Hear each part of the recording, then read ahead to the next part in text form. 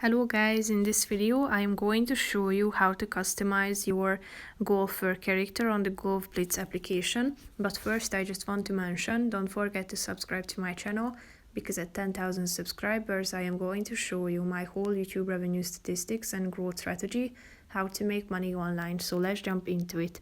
First of all, open the application on your phone, then tap on the golfer button down below, which is the second option.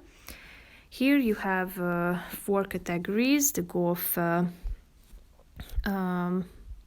is the first one. Here you can find 3 levels. If you want to, you can check out the information about the speed, power and accuracy of the ball. You can also select the golfer to a stickman and a stick lady. If you want to equip, tap on the equip button.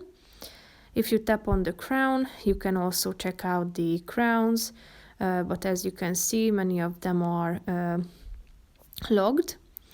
If you tap on the this t-shirt button, you can also check out the options here, and basically that's it. Here you can see your speed, power, accuracy and cooldown at the top of the screen.